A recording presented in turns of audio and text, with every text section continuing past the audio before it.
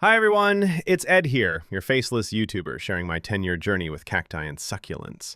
Today's episode is all about the common problems plant owners face and, more importantly, how to fix them. If you've ever looked at your succulent and thought, uh-oh, why does it look like that? Don't worry, you're not alone, and I've been there too. Stick around because I'll also share my top 5 quick fix tips at the end. Problem 1. Mushy stems or leaves. What's happening? This is almost always from overwatering or poor drainage. Your plant's roots are sitting in wet soil, causing rot. Personal story. My first jade plant, I thought I was being a good plant dad, but I was actually watering it every few days. One day I touched the stem. Mushy. That's when I learned that less is more with these plants. Subscriber question. Ed, can I save a mushy succulent? Yes. Act fast. Cut away the mushy parts with clean scissors. Let the healthy section dry for a few days, then replant in fresh, dry soil. Pro tip, always use a pot with drainage holes. Problem 2, stretching, etiolation. What's happening? Your plant is reaching for light, becoming leggy and stretched out. Personal story, I had a beautiful echeveria that turned into a tower, all because I placed it in a shady corner. Subscriber question, how do I stop my succulent from stretching? Move it to a brighter spot. South-facing windows work great in most parts of the U.S.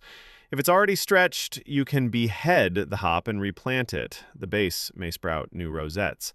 Fun fact, succulents grown outdoors in places like Arizona stay compact, thanks to all that sun. Problem 3, wrinkled or shriveled leaves. What's happening? This usually means your plant is thirsty. Personal story. Once I forgot about my aloe for over a month. When I checked, its leaves were thin and wrinkly. A good drink of water and it perked up in a few days. Subscriber question. How much water should I give a shriveled plant? Water deeply until it runs out the bottom. Then leave it alone until the soil dries out again. Regional tip. In dry areas like Nevada, your plants might need water a little more often than in humid states like Florida. Problem 4. Pests. Mealybugs, spider mites, scale. What's happening? You might see white fuzz, webbing, or small brown bumps. Personal story. I once found mealybugs on my moon cactus. They hid in the joints where I didn't think to look. Subscriber question. Ed, how do I get rid of pests on my cactus? First, isolate the plant. Use a cotton swab dipped in rubbing alcohol, dab off the bugs. For bigger problems, spray with insecticidal soap or neem oil. Just don't do it in direct sun. Fun fact, healthy, unstressed plants are less likely to attract pests, so good care is your first defense. Problem 5.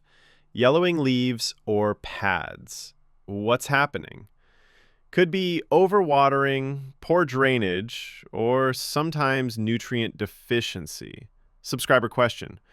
Why are my cactus pads turning yellow? First, check for wet soil. Let it dry out. If it's dry and still yellowing, consider fertilizing in the growing season with a cactus-safe plant food. Pro tip, use cactus soil mix. Regular potting soil holds too much water. Top 5 quick fix tips. 1. Check your soil. Well-draining mix is a must. 2. Bright light is key. Most succulents want full sun or bright indirect light. 3. Water deeply, but only when the soil is dry. 4. Rotate your plants for even growth. 5. Inspect regularly for pests. Catch them early. Challenge. Pick one plant today, inspect it, and give it a care checkup. Is it too wet? Too dry? Could it use more light? Little adjustments make a big difference. That wraps up part 8. In part 9, we'll dive into how to propagate cactus and succulents successfully, even if you're a beginner. Don't forget to subscribe, and happy growing.